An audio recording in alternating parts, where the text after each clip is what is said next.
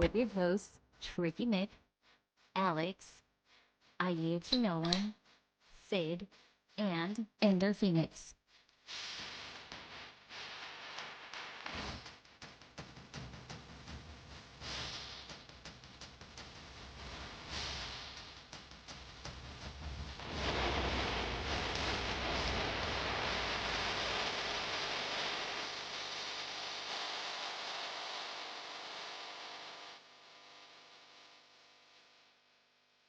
Hello, everybody, and welcome to Trophy Wars. This is episode 687. I'm your host, Tricky Mick. Alongside with me, the man, the myth, the legend. It's Alex.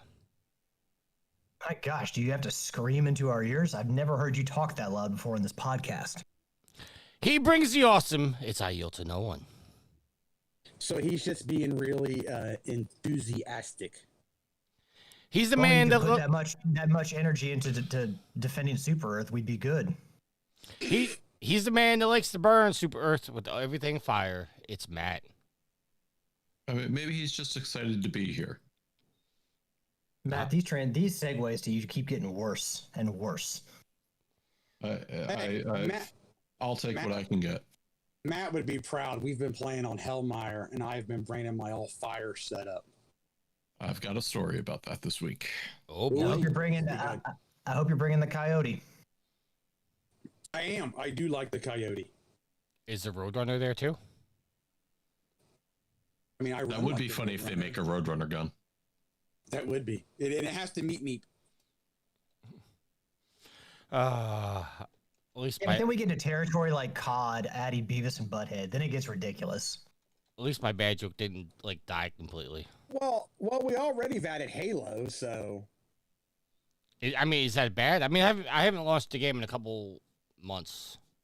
I don't know. I bought the Dust Devil War Bond because there was more things in the Dust Devil War Bond that I wanted over Halo, so now I'm saving up for the Halo War Bond.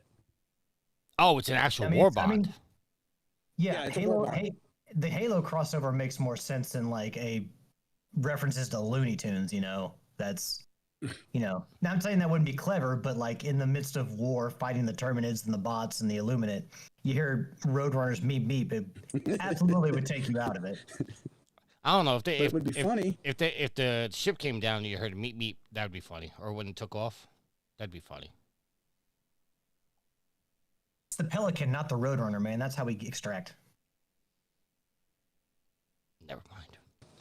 How the hell are you guys? I mean, this is the first time we've all been here in what, a month?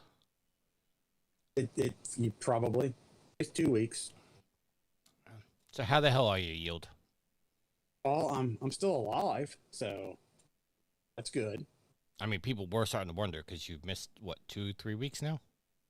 2 weeks. 2 weeks. If it was 3, I lost count. So, but it was 2 weeks. And Alex, how the hell are you, sir? Busy. Got a busy week coming up. We got Louder Than Life here in Louisville, which is one of the biggest annual rock fests in the country. We got 4 days of music to rock out to. So, Any good bands? oh, plenty. I mean, just one of the first ones to name. Rob Zombie's going to be there, so I'm excited to see Rob Zombie. 3 days grace. Nice. He asked for good bands. I'm getting stabbing westwards all back together. Flyleaf with Lacey Sturm is back. There's a ton of bands. So Those not Slayer's a bunch of indie bands. Okay, cool. Slayer's gonna be there. I mean, there are some like pirate rock bands gonna be there. Like Ailstorm is one. There's a whole bunch of smaller bands too, because you got to fill up 4 days of entertainment, and they can't be all massive bands. But Bring Me the Horizon, Slayer, like there's all these big bands gonna be there too. So Yeah, it's gonna be quite the extravaganza. So I gotta get this podcast done so on Thursday I can go rock out. SCP is gonna be there too. Yeah, but it's Scott Weiland passed away. Yeah, you don't have Scott Weiland, no. I mean, it's almost the same, but yeah, Scott's there. I mean, Evanescence will be there. Like you think of like last year, like Korn and Amy Slipknot. Lee? Yeah, last year Korn and Slipknot were there. Like, I mean, it's a huge festival. So like, if you can think of a band that does rock music, they're probably have been there. Atreyu's going to be there.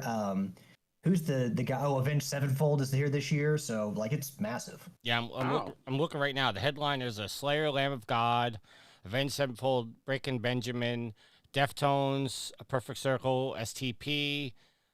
I can't even make out that logo. Evanescence. I don't know who the headliner is for Sunday. I can't read it. Oh, Bring Me the That's Horizon. that's Bring a Me heck the of a Horizon. lineup. And today, Sebastian Bach of Skid Row is going to be here. He's playing in the middle of the day. He's got a half an hour during like the middle part of the day, so I'm sure one person out there is excited for that. Marilyn Manson. Marilyn Manson, Rod Zombie, Cannibal Corpse. Mudvayne is going to be here 3 Days Grace. I like them live. with their original singer Adam Gontier. He's back. Is Seven Dust gonna be there? They were supposed to play last year, but they were playing Friday and that day got rained out. So like Power Man 5000, Nonpoint, all these bands that were supposed to be on Friday last year got rained out. Oh, that's a bummer. 9 Points here this year. Yeah, they're back this year. Yeah, and Breaking Benjamin was here last year too, and they're back this year. Ooh, Tech Nine's gonna be No, there. but yeah. No, I mean, there were a lot of great bands I got to see last year. Sum 41's last show in Kentucky was here because they're not touring anymore. The Offspring were here last year. Disturbed was here last year. That was a massive. So I'm looking forward to this year. There's a lot of bands I've never seen, which is, you deal with a lot of drunk people and just a lot of massive crowd out in the heat for 4 days, but it's also kind of worth it because you get to see so many bands you would otherwise never see. I Or gotta is it ask, just one stage or is there multiple stages? There are 6 because what they've done this year is so there's 2 main stages and then there's 4 smaller ones. One of them is actually this is on our like fairgrounds area. So Kentucky Kingdom, which is the theme park down here, there's going to be a stage in Kentucky Kingdom, and so our passes get us not only to the concerts but also into Kentucky Kingdom to ride rides and like go in and get food. Sweet. So yeah, there's 6 stages overall. so I have to ask because I've just been curious. Sound of Silence by Disturbed live. Is it as good as it is on the Yes. on the album?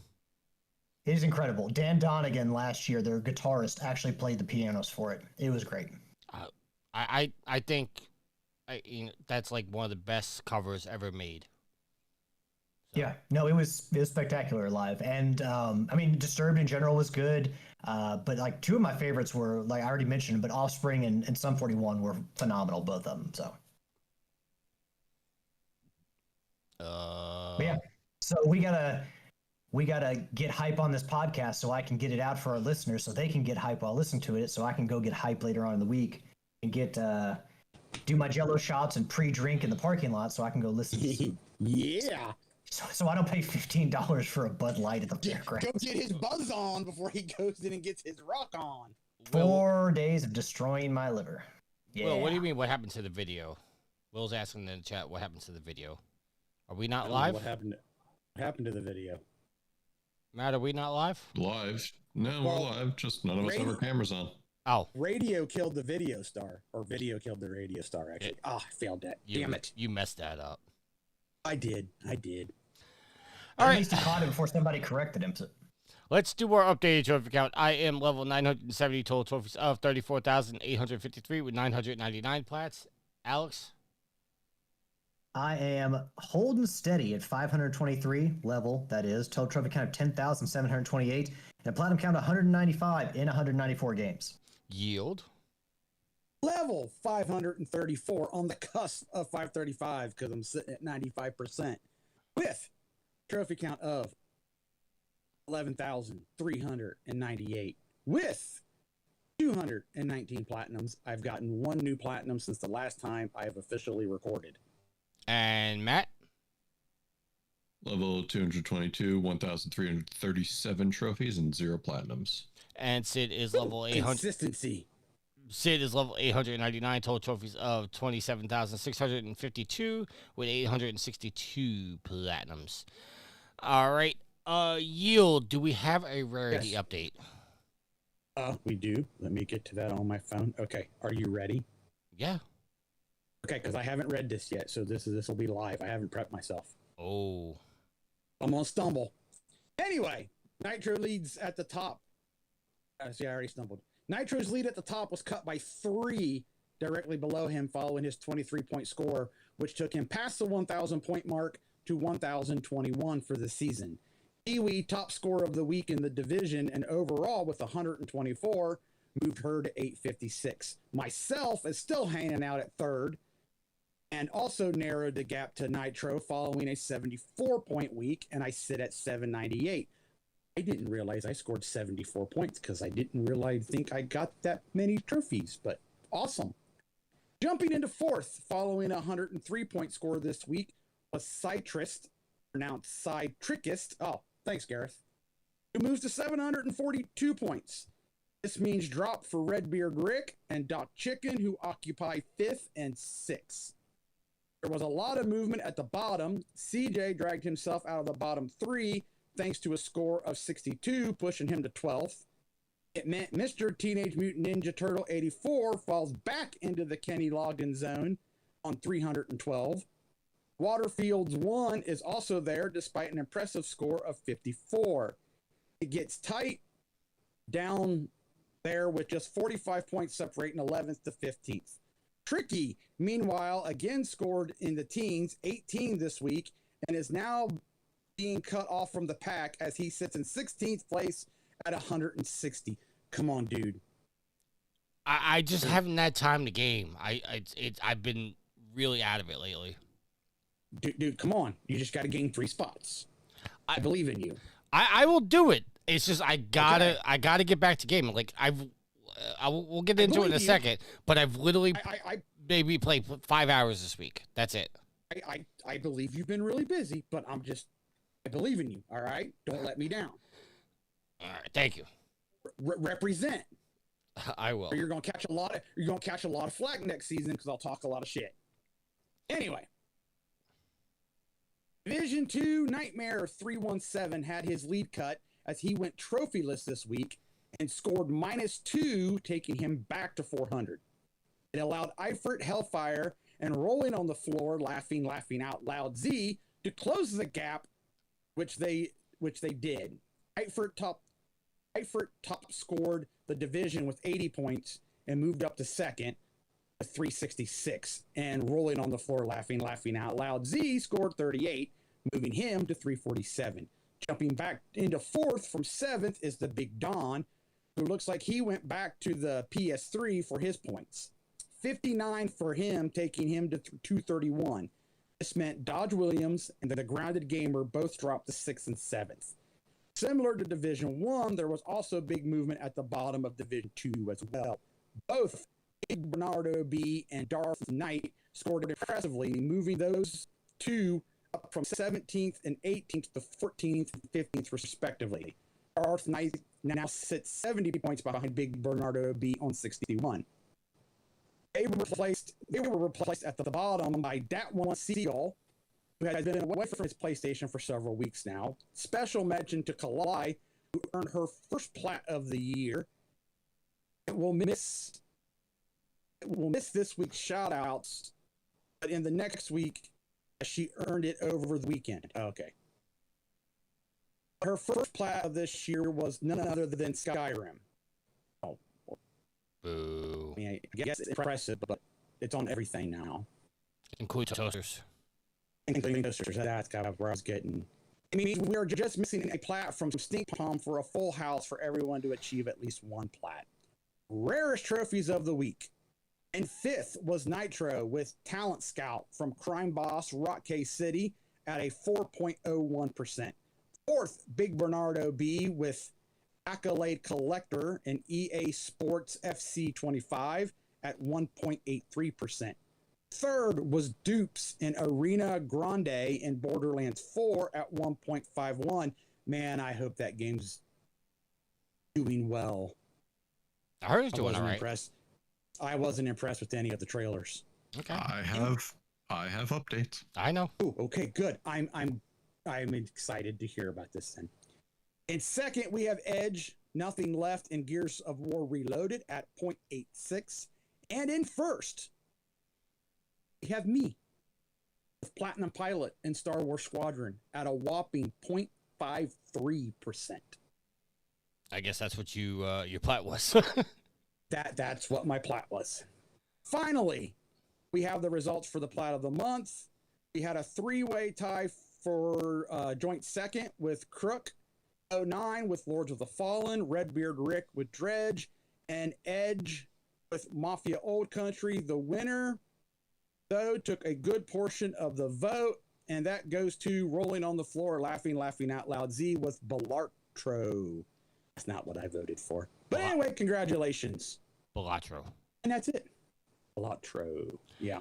All right. I didn't vote for that. We're going to throw it across the pond now to Sid for this week's Platinum Shoutouts. Hello again, my friends. It's Sid back with another Platinum Shoutout. There's not too many this week, guys, so it shouldn't take me too long to get through these. So, as always, we start with Gaz Davis 11 with Sports Pinball on the PS4 and the PS5. Then we have Redbeard Rick with Stick Fight PS4, Finding America Pacific Northwest. I think that's PS5. I didn't write that one down for some reason. Then we have I Yield to No One with Star Wars Squadrons, Excuse the Plane, and that's on the PS4. And yes, Tricky, it was a plane going over last week. This week I'm in the garage, so unfortunately it's a little bit louder. And next up we have Psy Tykist with Control on the PS5. Then we have Big Bernardo B with The First Descendant on the PS5 and EA Sports PC 25 on the PS5. So this week, guys, favourite game on there? I think I'm going to give it to Yield with Star Wars Squadrons. I love Star Wars, but I was no good at that game. So well done to him for that one. Next week I will be recording back in the bedroom. The wife is a bit poorly today, so she's up there today. So the planes shouldn't be as loud next week. So that is going to be it from me, guys. I will talk to you again soon, and hope you're all doing well and keep getting those trophies. Bye. I told you I heard a plane last week. Well, let's point out that my guess is that Sid actually waited till a plane was going over to start recording because his pick was Star Wars Squadrons. Obviously, they're out there flying Star Wars planes, so why not let real life planes do the talking too?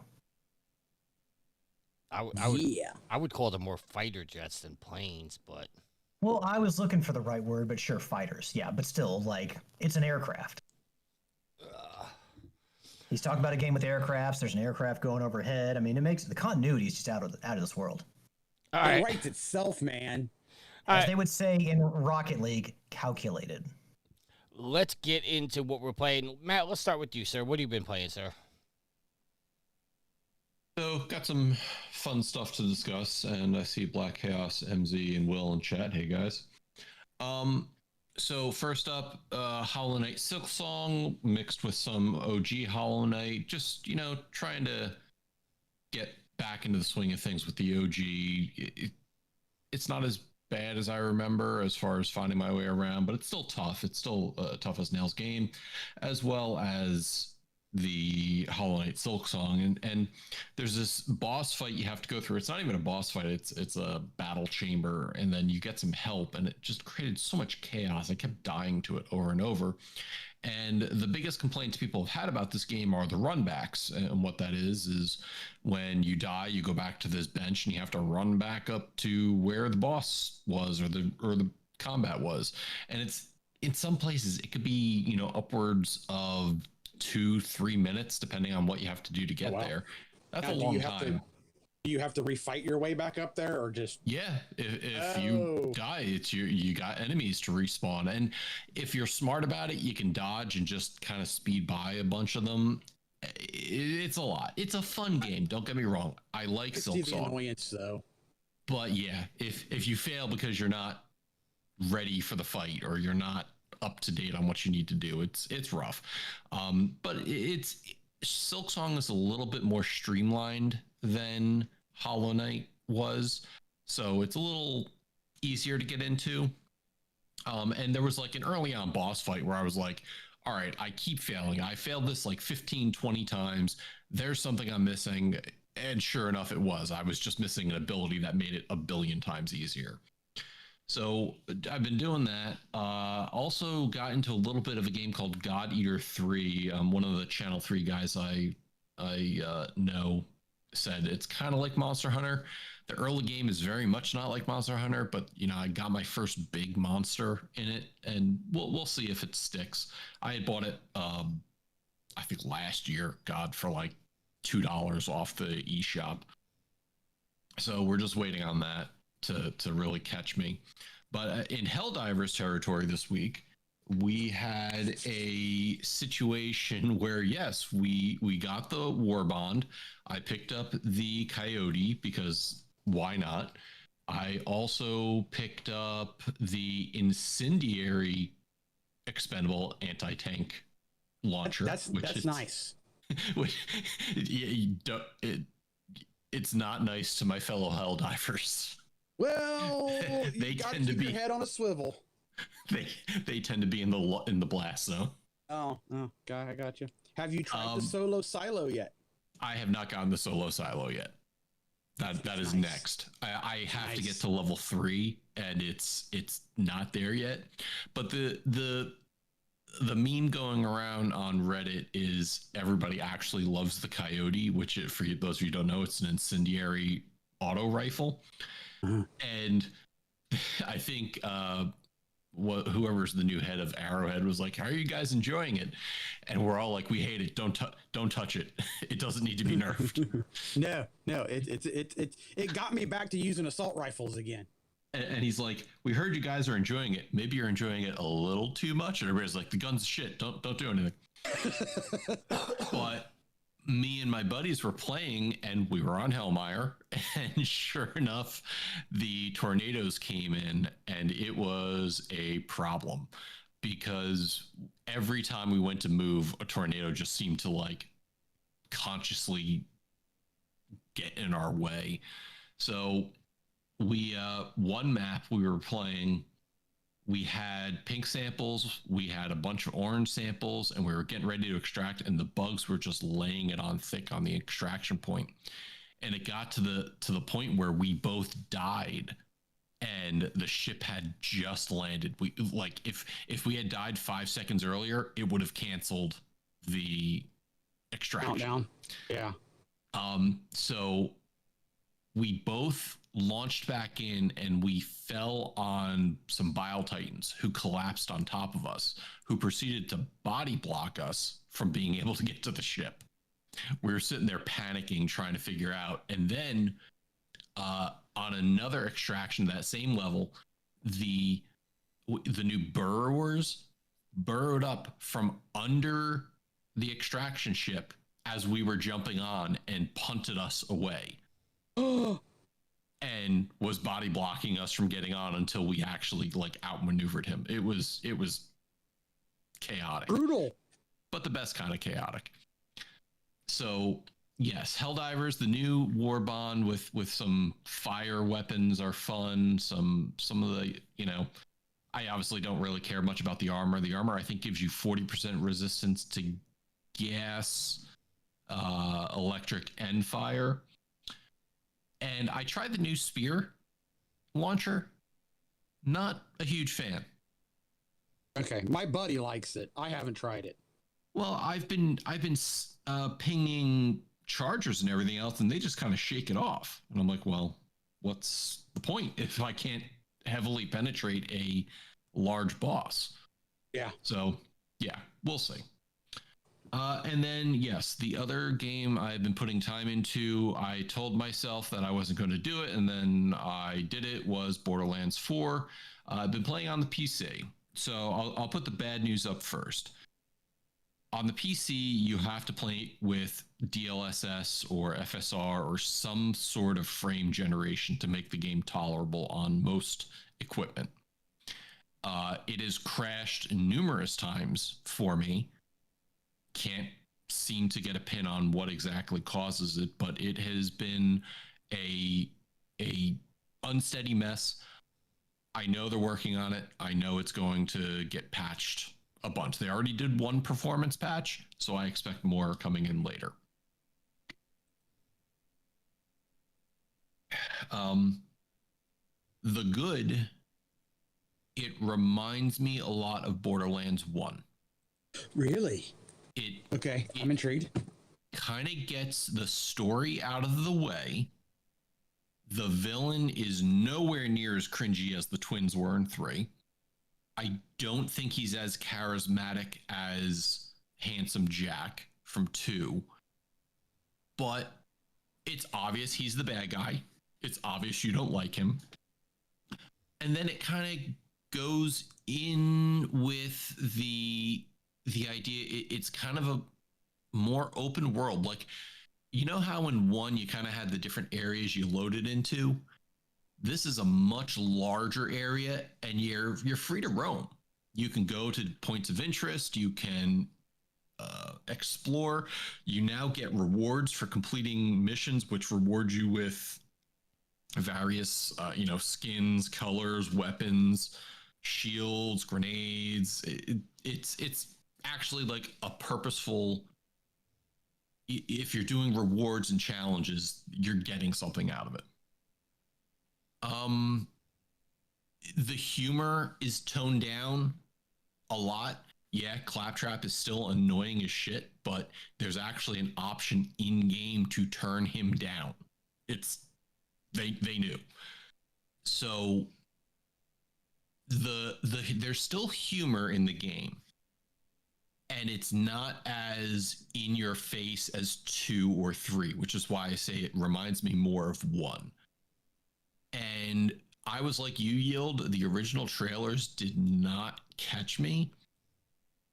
And I think that's because they did a poor job demonstrating what the Vault Hunters were.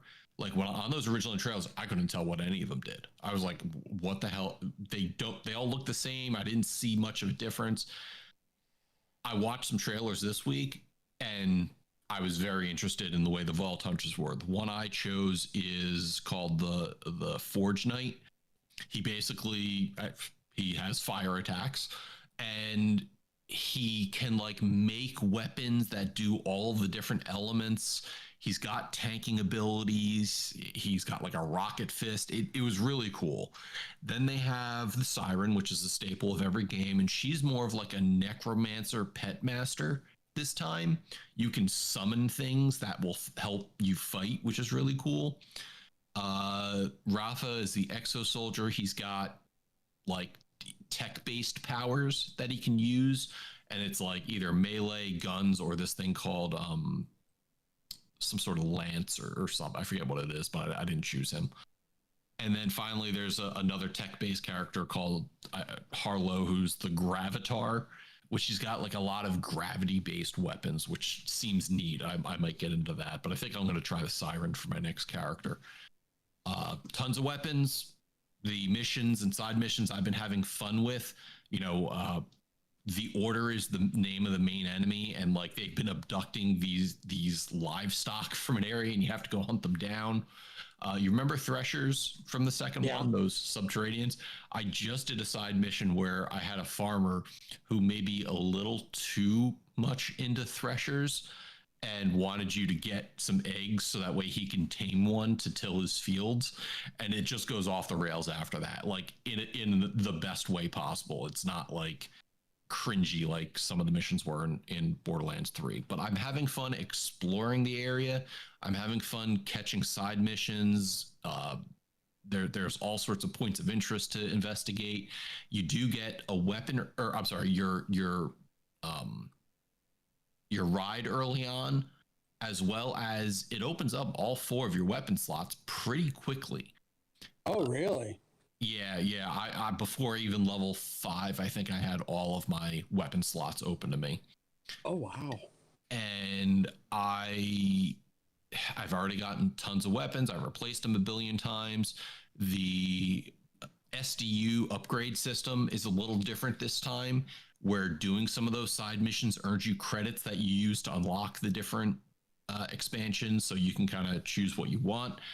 And like I said, it's a little more Borderlands 1, less heavy on the story. The villains are still silly. You still get the slapstick intros. And I just, for all it's been done, despite the performance issues, and I see Will's comment in chat saying, say it with me, console, I'm still getting high frame rates. Thank you, Will, where, consoles are not. But I'm having fun, and the fact that it's cross-play, as well as, it just opens up the world for you to be able to play with your friends. And I'm having fun with it, despite everything Randy Pitchford said and is a blatant asshole about. I wanted to support the devs. I love me some Borderlands, and I've been having fun with this one. Well, I'll have to check out some newer trailers then. Yes, definitely do that. And obviously now there's a ton of reviews. There's a ton of Let's Plays and people reviewing and giving overviews of the different Vault Hunters. So again, look at them, because if a Vault Hunter doesn't catch your eye, then what's the point? Like if you don't want to play any of the characters, then you might as well not. Or just hop on Twitch and watch somebody play for 20, 30 minutes, see if you like what you see. Exactly. I'll do that because all of us, the guys I run around with, we've bought every Borderlands, and 3, as you know, Matt and I have talked on the show, kind of was just, it didn't do it for us, and so none of the guys have bought 4. And we were kind of talking about it yesterday. We were all over hanging out playing video games, and we kind of talked about it. The one friend was like, "Well, I'll probably pick it up. I've bought all the other ones," but so it's good to hear something positive to where you and I were on the same page, Matt, of what 3 did to us. So it's good to hear that. That makes me want to check it out instead of just totally ignoring it and waiting for maybe a cheap bin price. Yeah, and the big bad of this one does something earlier on. You're like, okay, yeah, I'm gonna kill this guy at some point. Like it's not like the twins where you're like, oh God, shut up. He actually, does things that you're like, all right, this guy is a bad guy. I need to fight him. I need to get him out of here. So, like I said, more like Borderlands 1, where it's kind of, here's the game. Go explore. Go have fun with it. And then the final game, unfortunately for Tricky, never worked out the timing with him, but I did play more Gears of War Reloaded with my buddy. You son of a bitch. Yo, dude, the times that so first off, you message me when I'm out at RetroCon in PA, and I'm like, nah, I can't do it. Then the other night you messaged me, I was out and about doing things. And then yesterday you messaged me, today you messaged me, I was about to leave to go do things. So it's not my fault that the timing with you doesn't work. You son of a bitch. Actually, it is kind of my fault that the timing doesn't work. It's your fault that you catch me when I'm not available. What I like the best is, like, I sent the message out last night. Hey, do you guys want a co-op? And you replied instantly. I was like, okay. And then an hour later, Alex messages and it's like, well, no, it's already been delayed, dude. Like, why are you replying now? I will say though, Alex has said he's been open, but it's just going to be later. See, my problem is, like, I don't have a set schedule at work anymore. Like, I'm literally going to work right after we record this. So, like, the times I have to play is, like, so rare that when I message you, it was like, all right, let's see what the boys are doing. And it's like, and do you guys send back, oh, I'm doing this, I'm doing that. I'm like, well, that sucks. well, Tricky, I may not have it until Christmas. And then at that point, I'll run some with you. Is it 3-man or is it 4-man? 2-man. It's only you could do 4-man online PvP, but it's 2-man co-op through the campaign. Oh, for some reason I thought it was 3. Gears of War 2 and Gears of War 3 were up to 4-man. Okay, because I know there are trophies, and I know you don't care about trophies, Matt. I know there are trophies that you need 4 people. Because it's like, there's a hell of a grind for the trophies. Yes, especially that seriously achievement, which is, I think, like 10,000 kills online, something like that. Oh, that's definitely a boosting one. Yeah, yes. Somebody said it takes, you only do like 44 kills an hour or something like that. Oh, that's a grind. But getting back to the story, I played that with my buddy, and this is probably since Gears originally launched in 2006, we have probably beaten this game 1, 2, 3, 4, 5. This will be our 6th time having beaten it. And we're just taking a bit of a break before we go back in to take it on the insane challenge again. So we'll be doing that. Oh, I stand corrected. You can get 200 kills an hour, but to get 10,000 kills, it's going to take you 50 hours to do it. So. Yeah, and that's a lot of kills per hour to try to coordinate. Yeah. Will in chat asked RetroCon, will say con held out in Oaks, Pennsylvania every year. It's predominantly a vendor's area, and I spent way too much on Soundwave figures, just as a heads up. But they also had various guests there. This year they had Eric Estrada from Chips. They had Maurice LaMarche, who, voiced the Brain, as well as some other characters in Futurama. They had Austin St. John, the original Red Ranger. They had a whole bunch of different people there that were interesting. But, V and I went, and we wanted to just kind of go see things, see people, see the cosplays. There was a guy there dressed in the full white colored Boba Fett prototype, which was awesome. And like I said, we found stuff. V found vintage Eagles drinking glasses, which we got. And as I said, I spent way too much on various Soundwave figures. So that's why I was not here last weekend. I was doing that plus something else on Sunday that were keeping my time. But that was what I played this week. So heavy week, even though it was only like 3 games. Sorry, I was reading something funny. Alex, what have you been playing, sir? I would say, I don't know. I played a little bit every night. I wouldn't say that it was definitely not heavy on new games, but my goal just for this week is just to do the Gears tutorial so I can even play co-op. But I'm finishing up seasons in Rocket League and Helldivers. So, well, I shouldn't say in Helldivers, the new Warbond. I'm almost through with that. But real quick, the Hive Lord, the brand new giant boss baddie, and well, one of the new ones, but basically the largest enemy in Helldivers too. No idea how to kill that thing. I've come across it a couple times and just thrown everything but the kitchen sink at it. No, actually, no, threw the kitchen sink at it. Threw the kitchen sink at light speed at it, and have no idea how to kill it. So if anyone knows how to kill it, let me know. But yeah, it shows up on missions 7 and higher, so suicide and higher. But very imposing enemy, and I don't know exactly. I've seen people, because of the difficulty of it, comment that you should be able to get certain items, like super credits or something, for defeating it. Like I've seen someone say, like, everyone on the team should get 50 super credits each for defeating the thing, which I would not be against, because defeating the Hive Lord actually might be one of the hardest things to do with the game. And then my experience with the spear gun, I talked about it last week. I unlocked it last week. Little kind of differs from Matt because I actually enjoy the spear gun. I think it's fun. It does, like I said, whenever you shoot it, it also emits a gas that then makes anything within the range of that gas cloud fight. It's like it makes the enemies fight each other, which is really cool. But I've also taken down. I know Matt said he was like pinging spears off of enemies, but I've taken down. The Devastators are down in one shot from the spear gun. I've taken down Chargers with, maybe 4 shots, Hulks with 4 shots. And basically when that cloud, you hit it and there's that cloud, it stops the progress of the enemy. The enemy doesn't continue towards you. So you can do, like, from afar, you can just hit with spears and kill those enemies very easily.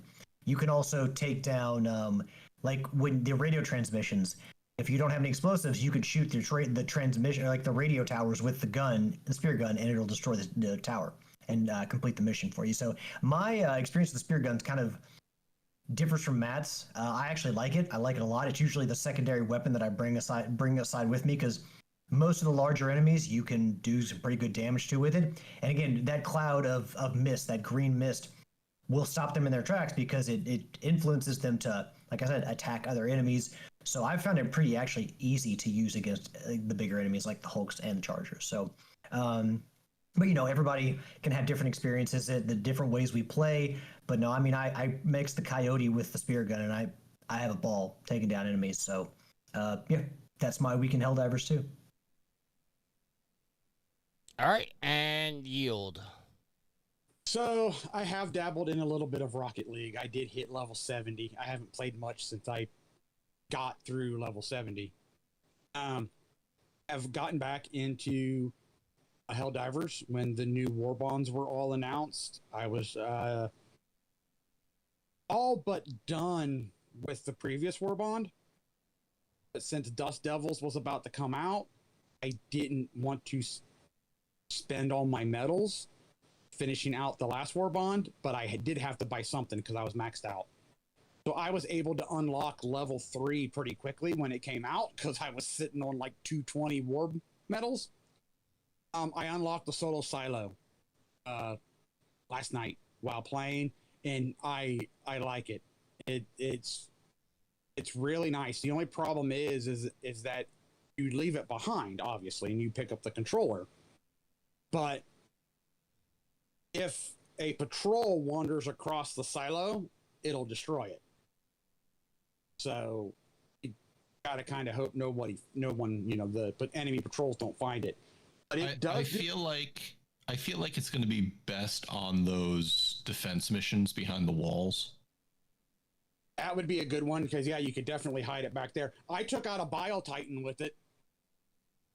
My buddy hit one with it, and we didn't think that it was enough to hurt it. I mean, it damaged it, but it didn't kill it. We were extracting later that mission, and I had dropped mine, or the next mission, and I had dropped mine, and we were coming up to the extraction point, and here comes a Bile Titan, and I hit it dead square and wiped it out. So he must have just grazed it.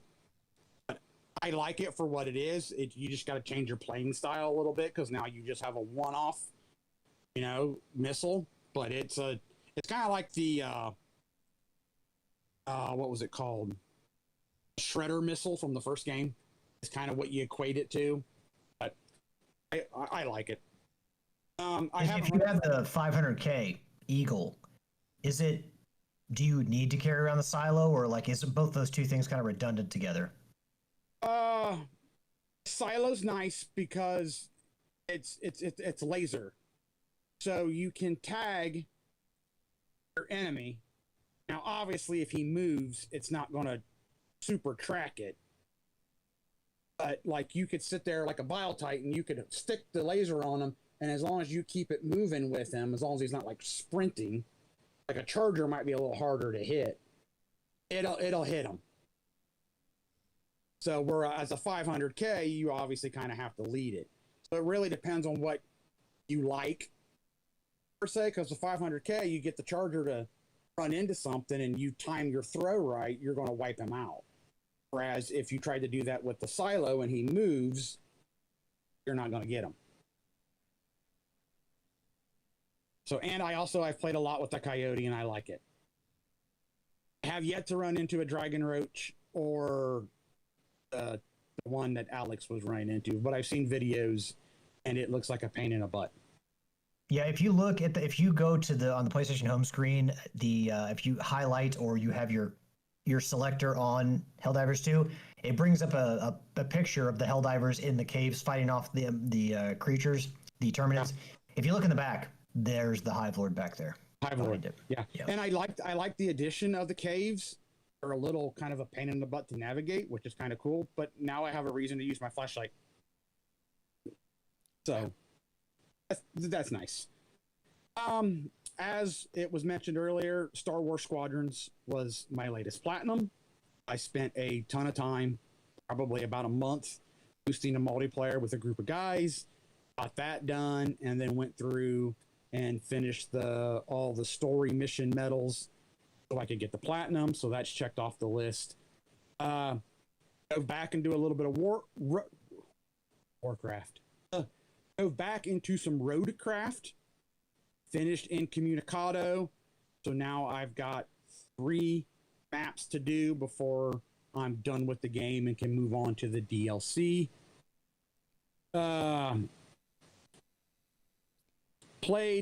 Fired up some Crime Boss Rock City, which that game is as corny as it looks. I don't think it's as bad as everybody says it is, but I'm also playing it with 3 other people and we're having fun with it. So that's all I care about. All right. I'm sorry. No, go ahead. No, I thought you said you were done. That's why I started going. Yeah. Oh no, I'm not done yet. Okay, keep going. I picked up the DLC for Hunt the Grey Wolf for Sniper Elite 3.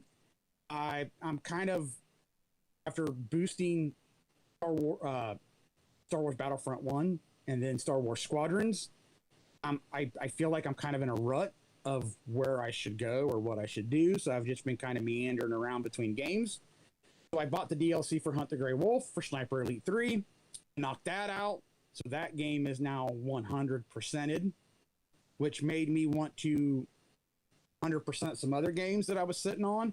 So I went to Gatling Gears on the 3, knocked out a couple more trophies for that. I played some Astronauts, and for the life of me, couldn't remember what to do after I helped Alex.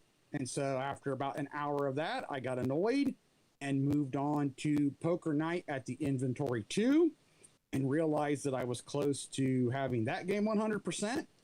Knocked out a couple of trophies in that. So I got a couple more to go. Everybody's Golf Hot Shots came out a week ago. I picked that up and have played some of that. You can definitely tell this is Bandai Namco's first Hot Shots Golf because there's just some minor disappointments I have with it. But it's Hot Shots, so I'm still having fun.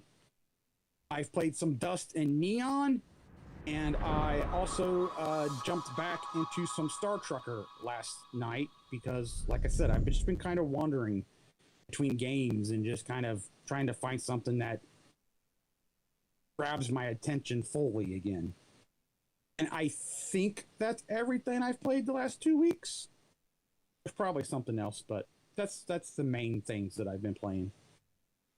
All right, I want to thank V for the sub. I believe she put a bunch of emojis in the chat, but it doesn't come up on my chat, so I can't see. What have I been playing? Played a little bit of Division 2 because the new season came out. Been playing that. I tried playing a little bit of Hellblade, but I had to backtrack, and then I got distracted and turned that off. First one or second one? First one. Going back and because there's a free PlayStation 5 upgrade, so I just started. Instead of going back and starting over on the 4, I just decided to start on the 5. And what else have I played? I mean, obviously I got my bonus points in some jumping games. Alice, I forgot what I jumped this week. I think I jumped a hot dog. I'm not sure. You sure you haven't done that before? I mean, I think this was the turbo version. oh well, how dare I forget that there's the original version and then the turbo version. Yes, there's always a normal version and a turbo version. So disappointed. I think that I have been so disappointed that you've been playing those games, which I don't know why I'm disappointed you're playing those games because I should figure, but I stopped paying attention when those came up.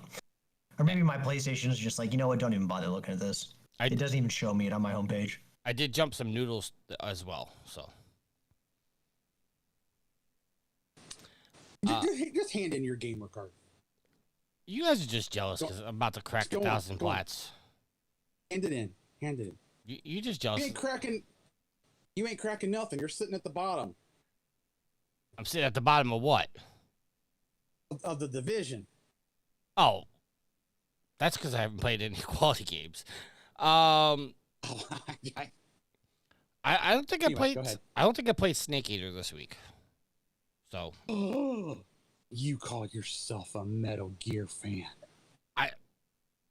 I've played 5 hours this week. I know. Hey. And 4 of those minutes were jumping noodles and hot dogs. Well, if you didn't jump noodles and hot dogs, you could have spent more time playing Snake Eater. If I didn't jump those, I wouldn't have 20 extra bonus points or 10 extra bonus points. I don't know. Is it 10? They're not really helping right now. It's keeping me up there. You can't go anywhere. You're at the bottom, man. I will make an effort to play some more games. I appreciate that. The community appreciates that. Yes. I mean, but if I wasn't jumping noodles and hot dogs, I mean, would I even be me at this point? That's a valid point. You'd be a better version of yourself, Tricky. That's an even better point. All right. At this time, I'm going to throw it over to Matt for this week's topics. So we got some news coming in this week. First up, as we do around the midpoint of the month, when I remember, coming from the PlayStation blog, the PlayStation Plus game catalog for September. This is the games that were added to the middle and top tier of your PlayStation Plus for subscription. So here's what you get. You get for the Plus Extra and Premium tiers, you get WWE 2K25 with, guessing that's Roman Reigns on the... Yes. Hey, I got something right. Give me some cred. So WWE 2K25 for the PS4, PS5, as well as Persona 5 Tactics for those two systems. Green Hell for those two systems, which is an open world survival simulator. Exciting. Fate/Samurai Remnant for the PS4, PS5. Crow Country for the 4 and 5, which is a point and click murder mystery. The Invincible for PS5. Conscript for PS5. And if you have premium, you're going to be getting Legacy of Kain Defiance for the PS4, PS5. And that is it. Doesn't look like they added any other classics to the mix. So there you go. Tricky, any of those doing it for you this month? I haven't been into the WWE games in a while, but this one's kind of got me intrigued, so I might pop this one in a little bit. Okay. Alex, any of those games speaking to you?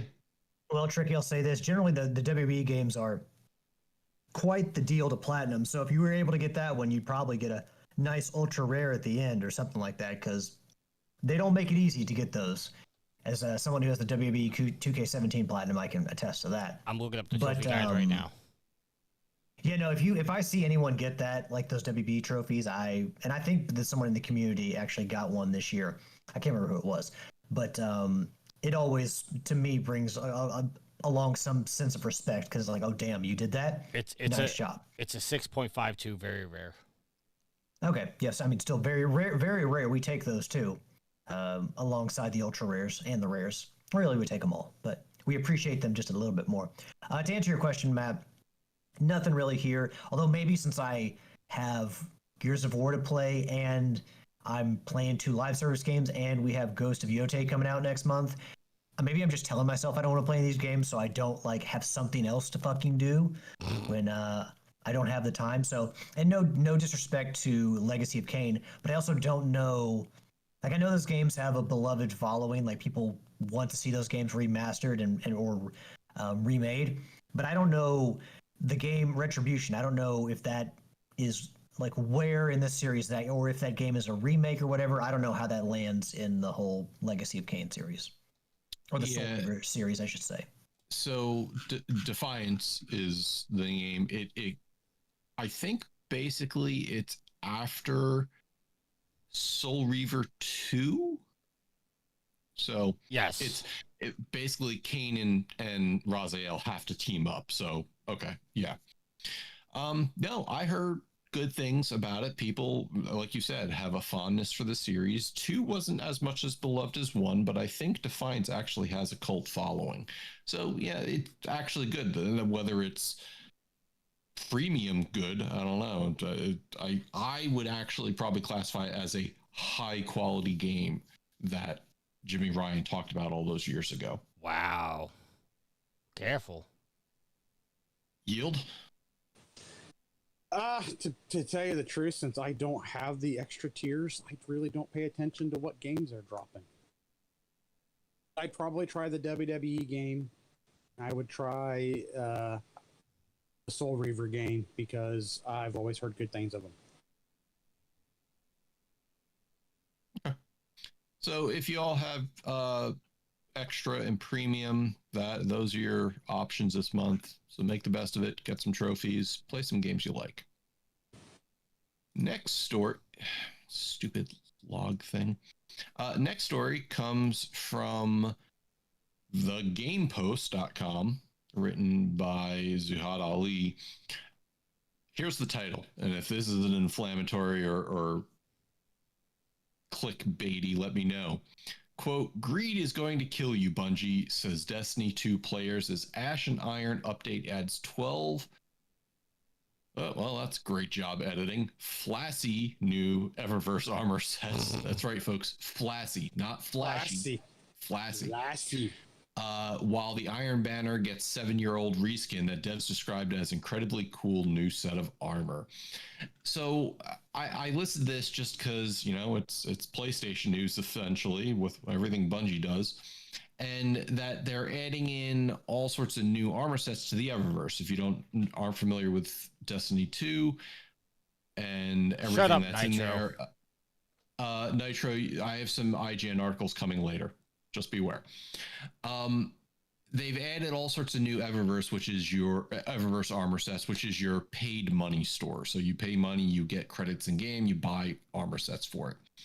However, they're also doing Iron Banner releases. For the Iron Banner, that is basically Destiny's ranked PvP system, and you're going to get some armor sets for them. And they specifically list out the Iron Beryllium set, which is a reskin from the Warmind expansion, the Smoke Jumper set, which is a reskin from the TechSec armor, Disaster Cores, which is a reskin of Last Discipline armor, Epic Desert Perpetual Raid armor, which is also a reskin of the original Raid armor, and the only new set in the Iron Banner, which is called Vigilant Seraph.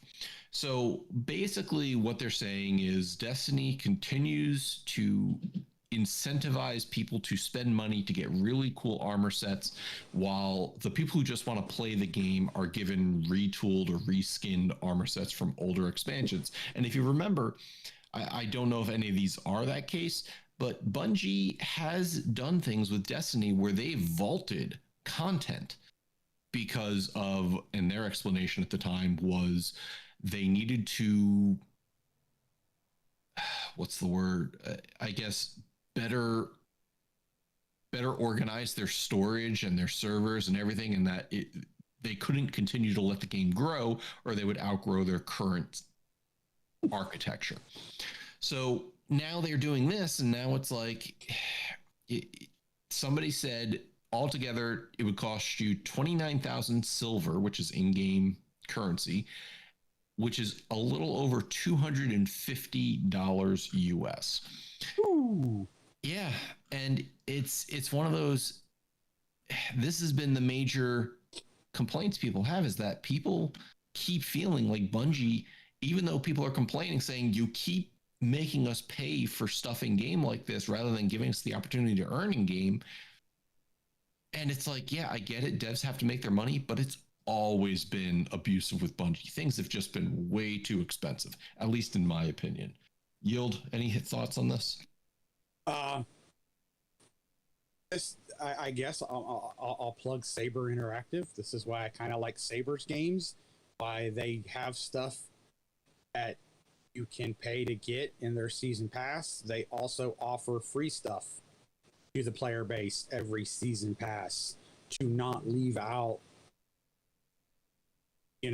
people who don't want to invest in the season pass. So they're, from a player standpoint, there's a right way to do this and there's a wrong way to do this. And Bungie seems to be doing the wrong way to do it. There's nothing wrong with offering stuff that, armor sets that you have to pay for, but there should also be armor sets that you have to grind to get, per se. I hope I'm saying this right, but yeah, not a fan of that. Not a fan of just the, hey, look, here's our nice shiny update, and you have to pay for everything. And MZ in chat. At least, go ahead. No, you finish your thought. I was going to say, at least give the player base a carrot to dangle in front. Here's something you guys get by continuing to play, keeping our game populated. Here's something you can get. Yeah, and I think reskinning armor sets that you got from during previous expansions isn't the way to do that. Make some new stuff for people to earn. Yeah, MZ's in chat saying he agrees their prices have always seemed fairly high. Alex, your thoughts? Yeah, I mean, I think that Arrowhead, we've seen that Arrowhead and Helldivers have been a good example to where you could, pretty easily earn in-game currency to get things out of the store. Even in, Beyond the War Bonds, there is this in-game store where you can buy things, buy suits of armor and stuff like that related to the war bonds, and you buy most super credits, and it's, with how easily you can get super credits in the game, you can open the war bonds, save for the war bonds, but also buy stuff from that store. I've done it pretty successfully here, with the farming technique that I use. So they're a tremendous example of games that, do in-game currencies really well. Like if you're willing to put in the time, invest the time in the game, then you'll be rewarded with that. And again, if you allow people to unlock this stuff in game, then you also keep your game populated because that keeps people coming back because they've got something new to earn in the game. And like Yield said, if you put a carrot in front of people, you don't have to change your game, completely or radically. But if you just give them a little carrot to chase, people will come back and play your game. And they may be like, oh, I remember how fun this is. I'm gonna jump back in and play a few extra rounds just cause. But if you just allow people to buy stuff, then what's the incentive for them to keep playing the game beyond just buying stuff? I mean, if you spend a bunch of money in a game, you would figure that you would then want to use what you bought in game.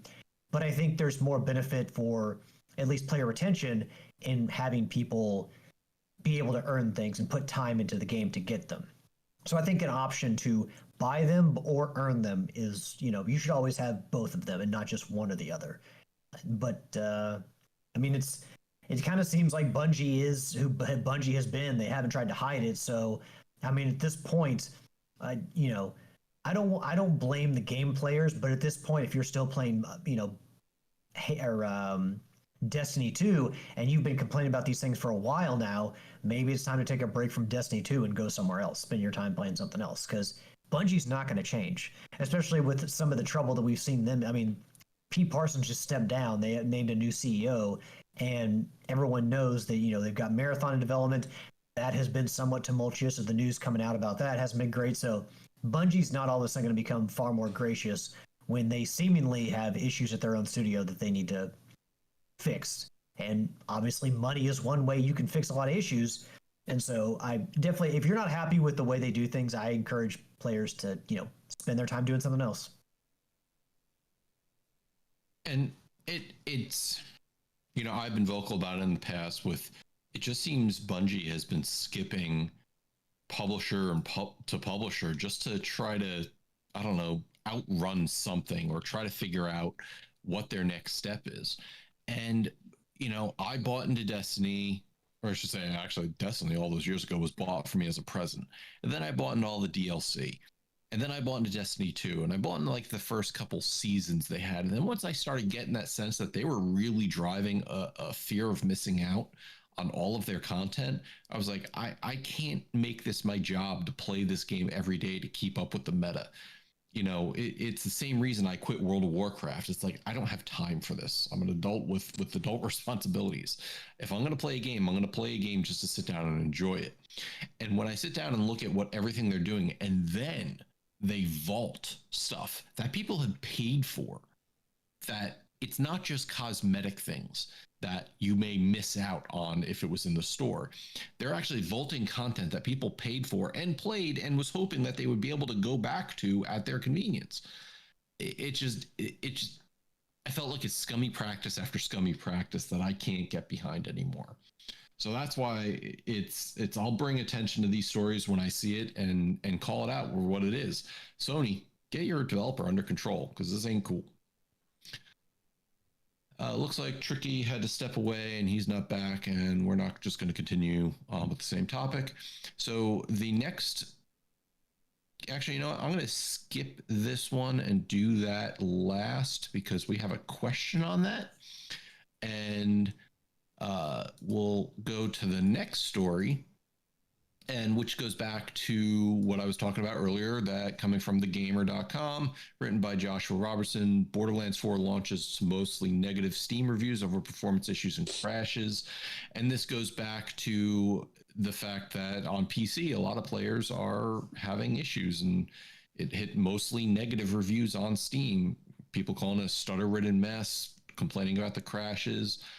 And if you don't know anything, this game was developed under the Unreal 5 engine, which has been known to have a host of issues when playing on PCs, whether it's stuttering, whether it's crashing, whether it's poor performance. So I will say the game looks better than it ever has. But if it doesn't run or it keeps crashing, that's a problem. And for a studio like Gearbox and 2K Games doing what they do, really, this is what we get. I don't remember Tiny Tina's Wonderland running this problematic at launch, but also I remember that going to Epic Game Store for 6 months exclusivity. So I certainly didn't get to play it for the first 6 months because I wasn't spending money on the Epic Game Store. So I don't really know if there's much for us to comment on unless you guys have anything else you want to say about it, because this is just the way AAA studios have been doing. Look at Silksong, launched perfectly. Nobody really had any issues with it. Yeah, people are complaining about its difficulty and maybe its respawn points, but the game runs stably on pretty much every hardware that's out there. So I don't know. Either of you have any comments before we actually move on? Does it feel like this is a question for you since you've played it? Does it feel like then it feels like that this was a game that had a deadline that we have to launch here? Because I think they pushed it once already. Is that what it feels like? And that's why we have the frame rate issues, the hiccups. Well, this could have been something that could have been avoided, right? It's hard to say because I do know. Let's consider the games I played on launch. I played Borderlands and Borderlands 2 on launch. I did not play Borderlands 3 or Tiny Tina's Wonderland on launch. Borderlands had its issues. Was it performance heavy? No, it actually played smoothly. But in the time before they really bought into the Steam aspect, you were buying a game and downloading it off its own launcher and and launching it off its own exe. And now you've got a more distributed, successful series that, yeah, they probably have to get it out at certain times. And I want to say so far it's been good, and they're on patching. And what they've done, they've actually released recommended configurations for all sorts of PC and graphics card configurations. Like, I've never seen a developer do this.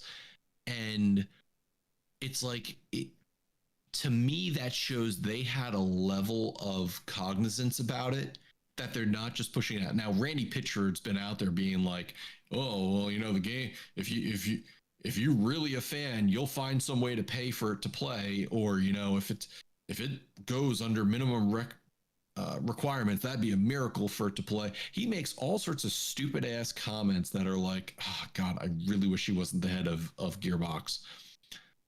But then you have the developers who are going like, listen, we know our game has a heavy requirement, so here's all the different configurations and the recommended settings we have for those. I don't see any other developer doing that. So I can't fault them when they're like, if everybody's complaining about performance, we have this for you. This probably gets your best bang for your buck on your 1080p and your 1440p settings.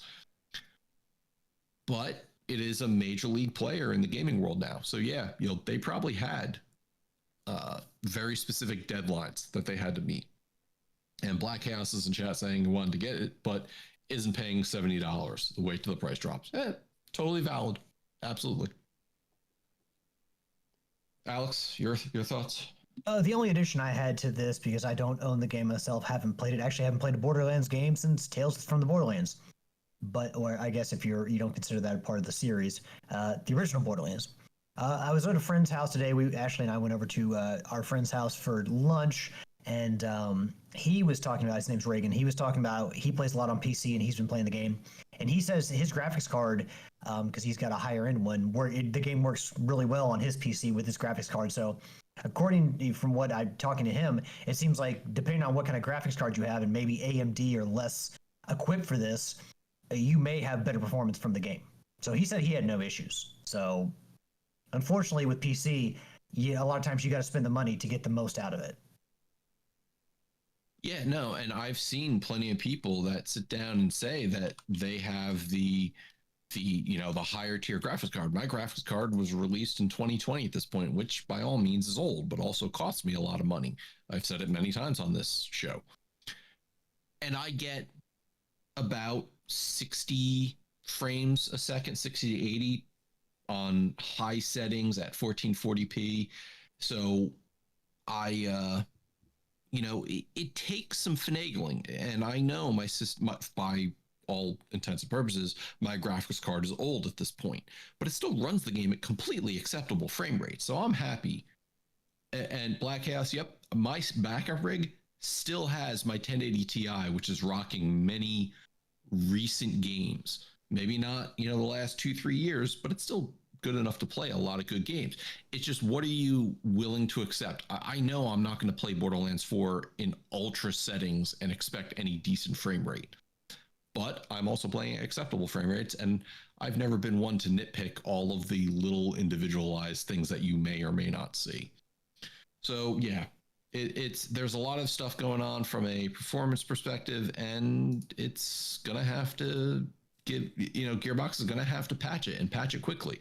It certainly needs to be handled a little bit better than Gears, or I should say, the Coalition did when they released Gears of War Reloaded, where you couldn't even launch the game on PC for the first 4 days because of the way that it kept crashing when it was connecting to the Microsoft account.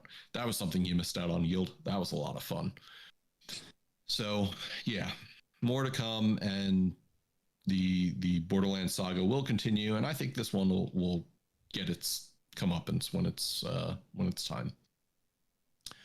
Tricky, I know, is back, and we were talking about that. I actually moved the other article to the end of our news because we do have a listener question, if you want to hit the damn music.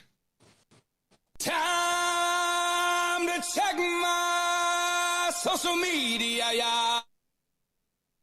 So our listener question comes from Will this week, and he says, regarding adult games, do you think Steam blaming payment processors is BS or nah? And that kind of links into our article.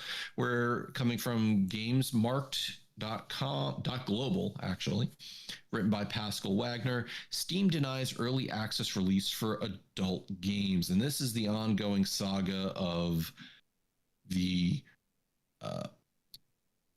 essentially payment processors saying to Steam, we will not process payments for games with certain themes. And this comes from a screenshot where a developer was putting a game onto Steam's early access, and it says, failure, your app has failed our review because we were unable to support the early access model development for a game with mature themes. Please resubmit. Your app is ready to launch without early access. And it's interesting that they use that term, because you talk about mature themes. Well, what is a mature theme? Basically, they're saying adult only content. And, that doesn't count things like violence and gore and whatnot. But we know, to answer Will's question, we know Steam has put out certain statements saying, listen, it's absolutely the payment processors who are doing this. And MasterCard came out and was like, well, no, we're just enforcing this from our payment processing company. I think the truth lies somewhere in between, but I can't see Steam saying, we're not going to accept your money anymore. Like, it just doesn't make logical sense to me that they turn around and go, we're just not going to take money for games, because that's what they do. They sell you a game, or they sell you a license for a game, which is a whole nother story, for money. And it just, this gets me, because the workaround obviously to this was I buy a Steam gift card, or I put money into my Steam wallet and then I buy the game. So it just seems like they have to bow to these payment processors as it relates to whether or not they can process funds for games that other people aren't agreeing with. And this all comes from the Global Shout initiative that originally started, which a noble cause. They didn't want games out there that were out there featuring sexual assault and rape of women. And now that extends to so many other things that it's that slippery slope. Where do we stop? And there's people out there saying, watch, they're going to come for Grand Theft Autos eventually. They're going to come for games that you never thought they would, because it is a slippery slope. So I don't think Steam is just arbitrarily deciding, no, we're not going to take money for adult games anymore. I really think that they're getting pressure from somewhere up the chain. Tricky? I agree with you. I think it's weird that I just lost my words. I think it's weird that all of a sudden now there's an attack on adult games. If that makes any sense. Yeah, I lost my train of thought. Go to somebody else and I'll come back. Well, I don't think it's a coincidence that we're now seeing this, and I'm not going to go into the political environment aspect, but I think you know where I'd go with that idea of who's in charge. So, not surprising to me these days. Yield, your thoughts on this whole fiasco? I kind of agree with what you, or I shouldn't say I kind of agree. I agree with what you were saying about how somewhere in the middle, Steam's probably getting pressure from somewhere else. Because, I mean, we've all known that there have been adult games out there. Certain platforms don't use them, like, Sony, Nintendo. But they're out there, and now all of a sudden they're being brought to the forefront for I don't know what reason. So, yeah, I don't know where else to go other than that. I agree with you. There's got to be pressure from somewhere. It's just, where's it coming from? Okay, Alex. And I don't think, like you, I believe that the truth is somewhere in the middle, and that's with a lot of things that happen in life. I don't think that Steam would come out, because the first news stories from this came from Steam saying that this happened, and then like MasterCard, there's a story about MasterCard saying no, we don't review any content. But Steam's not going to just, or Valve and Steam aren't just going to go out there and be like, make up a bold-faced lie, because that's easily refutable by the card companies. And I mean, let's be real, MasterCard isn't the only payment processor out there. Well, I mean, we had the PayPal story, but I don't see a lot of other people out here refuting the news like that we talked about. I don't see a lot of other card companies or payment processors being like, no, we don't have any part of this. So for Steam to put out new policies on content and come out with this story, or it to leak out of Steam, or I should say Valve, doesn't make any sense, because it's easily refutable, because all these companies can be like, no, they're liars. Why would you say that? So there is probably some truth on both sides, but Steam being, so more stringent and restrictive, why all of a sudden? So I kind of side with Matt on this from where he's coming on this. Tricky, you gather your thoughts? Yeah, I agree with everybody. It's like it's really weird that, because like you said, Steam wouldn't be like, no, we're not taking your money. This has got to be the credit card companies, and I this whole situation is kind of weird.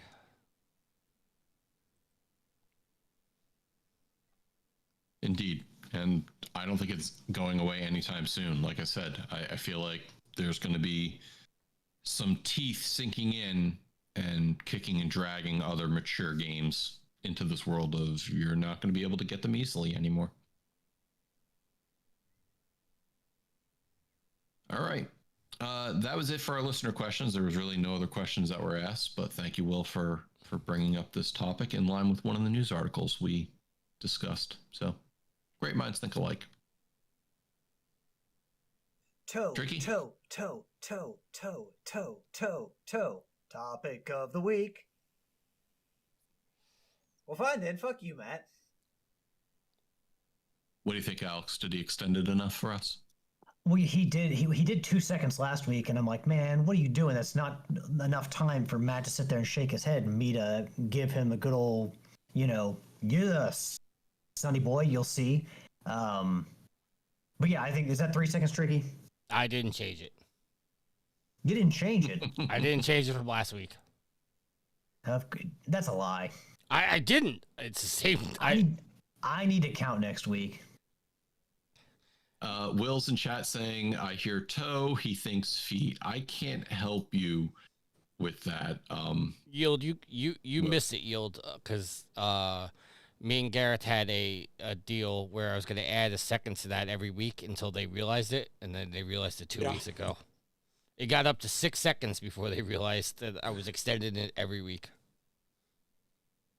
You didn't realize it either, so, but I don't think you listened for that. That I will say that I'm willing to get rid of the social media one to get rid of that one. I think they're both good. There was way too long of a pause between. Well, fine then, Matt. It was just agonizing, in my opinion. I know, and that's why needed to be shorter. And that's why I kept extending it, because Garrett said you should extend it a second a week until they realize it's getting longer. And it's not just and fine then, Matt. It's well, fuck you, Matt. Going back to Will's comment, I can't help you, Quentin Tarantino. Just, you think what you want to think about toes. This week is a doubleheader of a topic, and I'll go over quickly because Nintendo had their Direct on Friday the 12th, and they announced a bevy of things, in my opinion, much better than any PlayStation Direct has been over the recent months. You hush your whore mouth. Man, the James Bond one was pretty cool. I could care less. I couldn't care less about James Bond. So I'll go over everything that they announced real quick, but the real article comes after this, saying Metroid Prime 4 got their release date, which is December. There's a new Fire Emblem called Fortune's Weave that's coming out. V is very excited. Donkey Kong Bonanza gets quote-unquote expensive DLC. Pokemon Pokopia is a cozy life sim farming simulator. There is a new bundle coming out for Super Mario Galaxy plus Super Mario Galaxy 2. This is going to be the first time Super Mario Galaxy 2 is available on a modern system. And it's bundled for $70, or if you get them digitally, you can buy each for $40. And by that, $40 each. The name of the next Super Mario movie is called Super Mario Galaxy, arrives April 2026. Yoshi and the Mysterious Book is the new Yoshi's game. Nintendo announced that Virtual Boy games are coming to its online service, complete with ability to buy a $100 Virtual Boy plastic stand that you slide your Switch into to get the old stereoscopic 3D effect. And I asked whether or not it comes with the headaches as well. Or you could buy the $25 cardboard version. or you can not spend money on anything. Pokemon Legends ZA is announced. They already have a DLC in place, which, me and all the Channel 3 people were commenting. Wait, you're announcing the DLC before the game's even out in a couple weeks? Mm-hmm. Way to go. Super Mario Wonder, Nintendo Switch 2 edition, plus there's a Bella Bell Park DLC with it.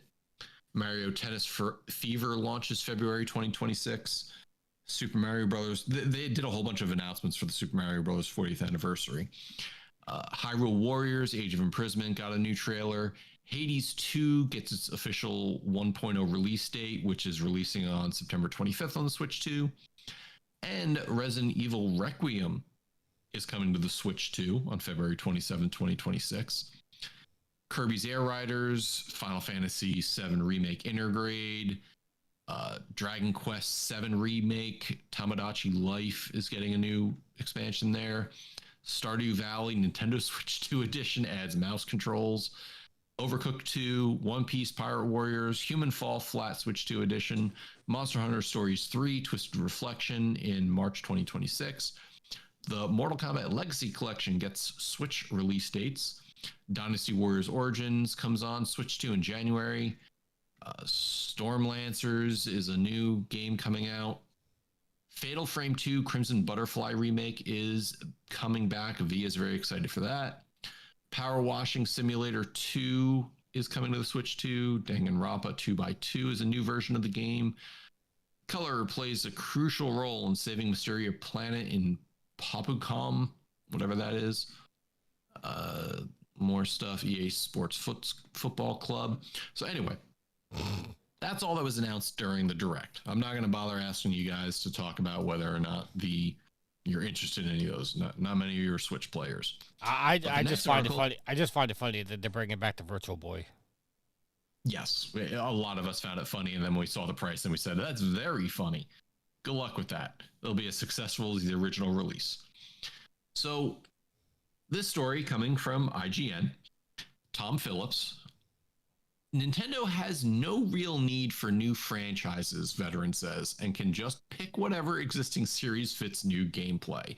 So programmer Ken Watanabe said Nintendo doesn't really fuss over which of its big franchises a fun new gameplay mechanic might end up in. That they have so many series that they don't really feel the need to innovate, that they're not coming up with new franchises because they have so much to choose from. They just go, this is a fun new mechanic. Let's make a game set in this universe using that mechanic. We kind of witnessed that with Star Fox Zero, which flubbed, and we're hopefully someday getting a new Star Fox.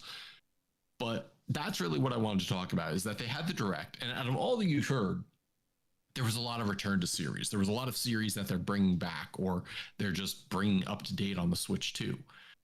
So, Yield, we'll start with you. Do you feel it's an accurate statement that Nintendo really isn't innovating anymore? Yeah, it's a 100% accurate statement. I mean, they decided years ago to not really graphically with their systems keep up with what Sony and Microsoft were doing.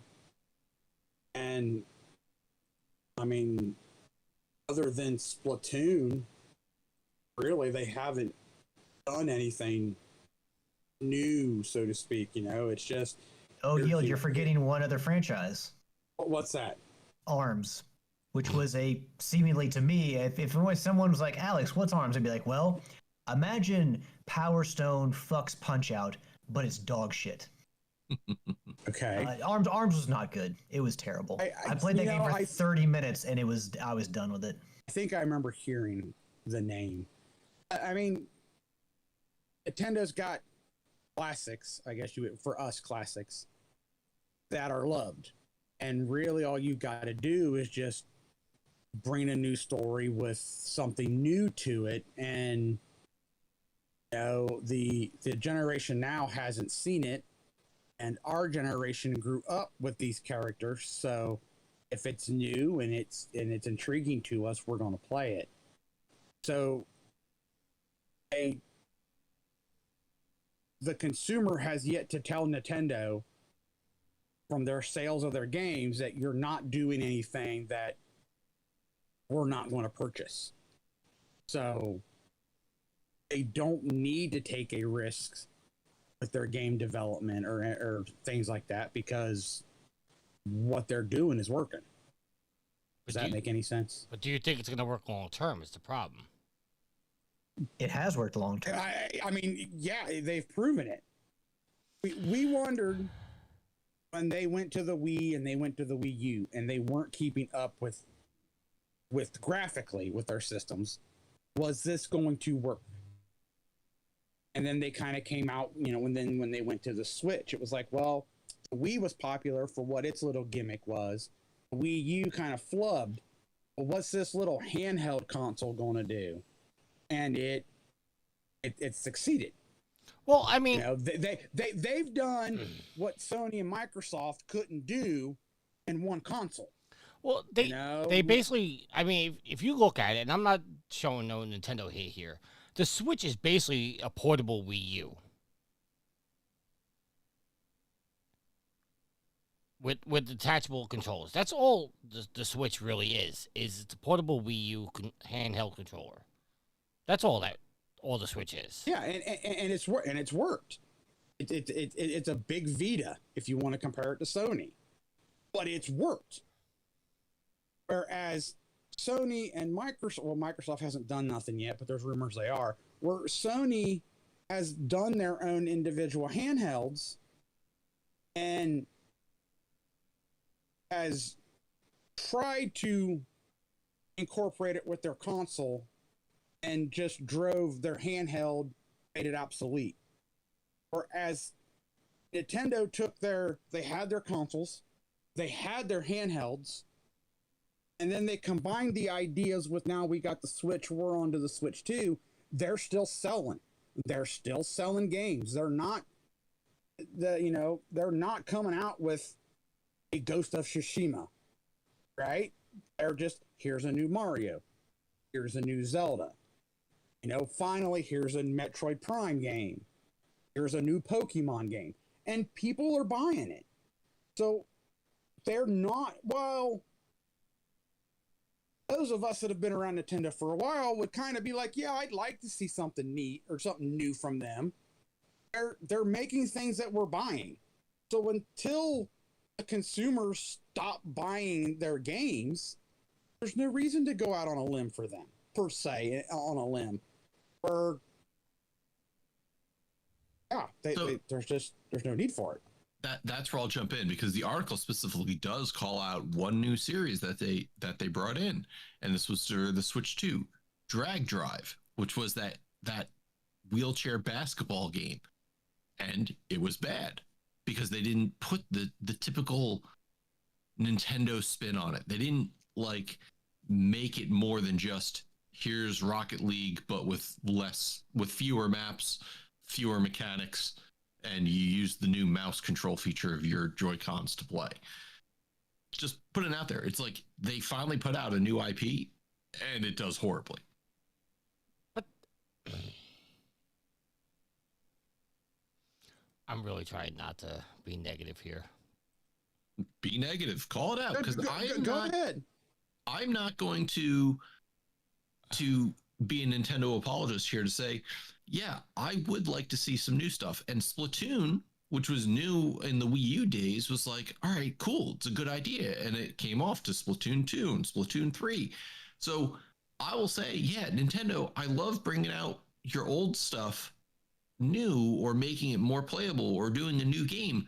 But damn, Nintendo, come up with something new every once in a while that you put the same love into that you do Zelda, Mario, or even now Splatoon. So be negative, Tricky. You're going to get a new Star Fox, and you'll love it. I would freaking love a new Star Fox, but they've got to do something with it. No, you're right, though. They do need to make something that no one saw coming. I mean, that would help them, but like I said, everybody's still buying what they're producing. But see, listen, I'm going to buy Metroid Prime 4. And it's like, okay, do we really need a Metroid Prime 4? Yes. Tricky.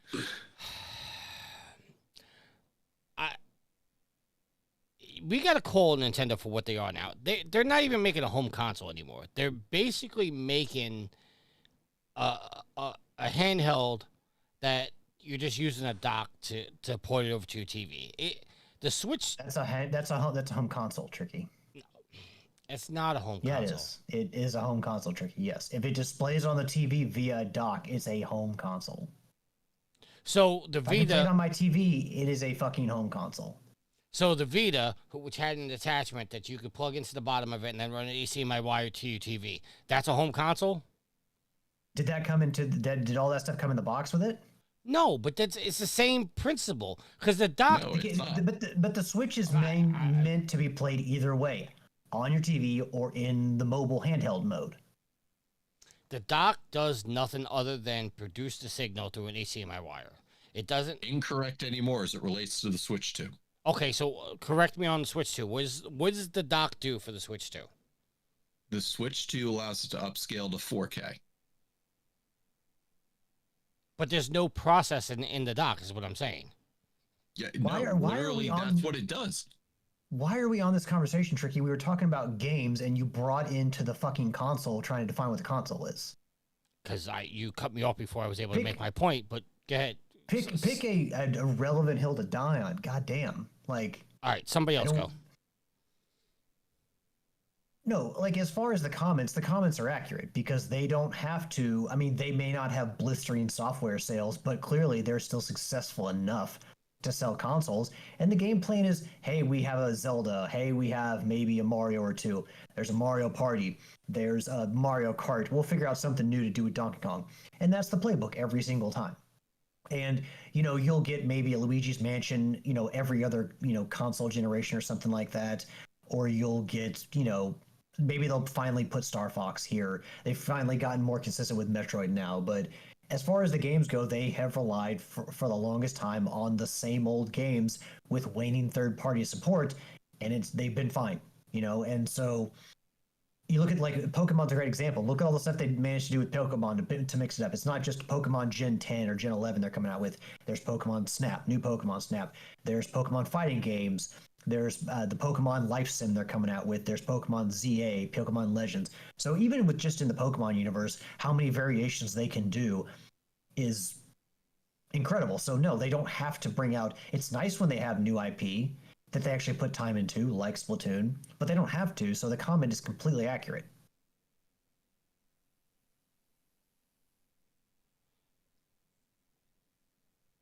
So yeah, it's a matter of they keep going back to the well, and it's doing great for them. Obviously, they make tons of sales, unless you're Star Fox Zero, but maybe go out on a limb and do something a little bit better than Drag Drive, Nintendo, because we're ready for a new IP at this point. And it's getting to the point, especially in the news article that we talked about, that you're getting Super Mario Galaxy, which was available in the Super Mario 3D collection in Nintendo's Wisdom Made limited edition. And now they're putting it together with Super Mario Galaxy 2 and charging you $70 for it. People are complaining about the price of the Donkey Kong Bananza DLC, which I don't have on the top of my head, but it's Nintendo is starting to get to that point where it's like, do you really need to make all of these unpopular decisions? Because we've said it multiple times, Nintendo is financially stable. They're not hurting. They're not laying off developers. They're not closing down other subsidiaries or studios. So are they starting to hurt? Are they starting to feel like they could take advantage of us? Because that shit ain't gonna hold up forever. Nintendo has always had a lot of goodwill because they always seem like they make games for fun and they make games affordable for families. And now, like I said, like if we're gonna call some Nintendo out for something, and maybe this was the place Tricky was heading, I don't know. He just kind of started off slow, but the cost of games, like you cannot convince me that I should pay as much as they're asking for Mario Kart. You just can never convince me of that. Especially when they're selling again DK Bonanza for $10 less. Although it seems like Matt said, like the DLC is way too costly. So it's just Nintendo is making increasingly unpopular decisions and they're raising prices. And Nintendo for a long time had a lot of goodwill. You like when Sony and Microsoft were making like just cutting developers, closing studios, raising prices on things. Nintendo was always safe, and now Nintendo's very much just kind of like churning out all these decisions that you're kind of like, wait a minute, Nintendo, what the fuck are you doing? Making people probably second guess whether they should buy another Nintendo console. So, I mean, yeah, I think that Nintendo deserves to be called out, but part of the reason is because of, its game slate. Like,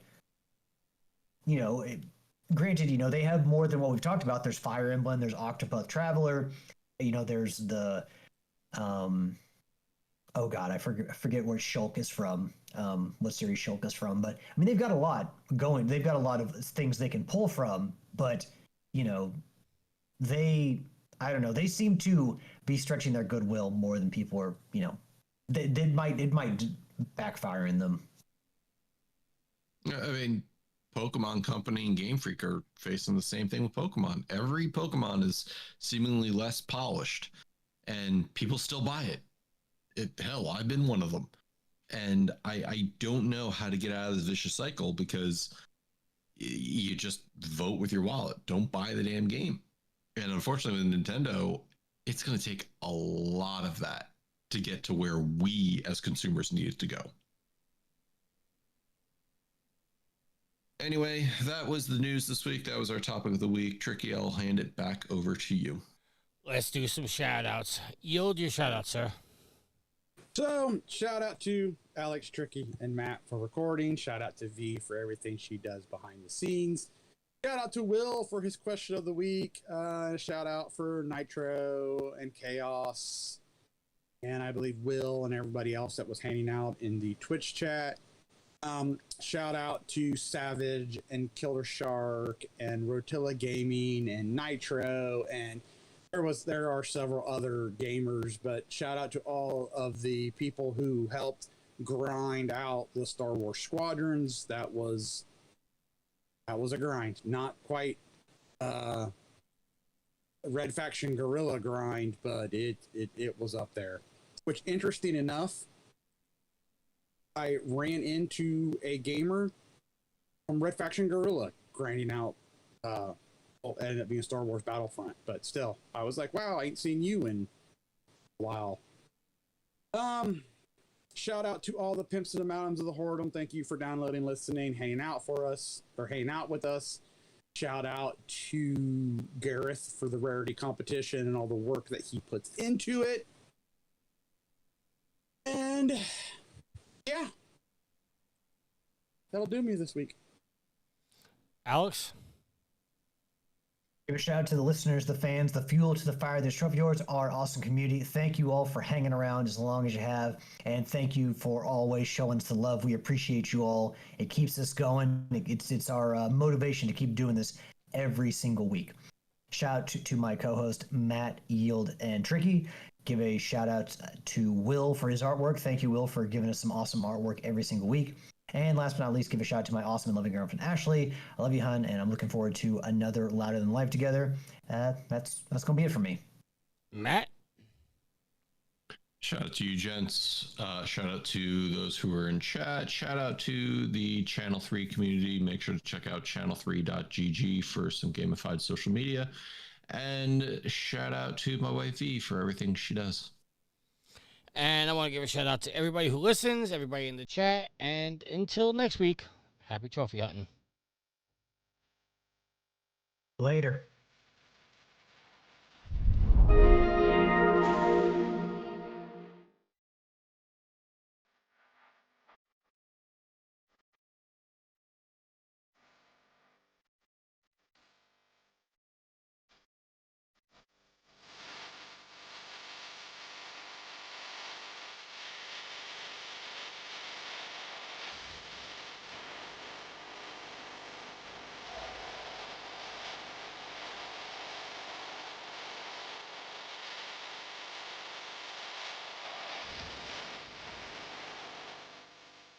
The theme song is Venus by the band Even off their album Zenith. Permission granted by the band and 12th Stone Records. You can find them on Facebook by going to www.facebook.com/evenphilippines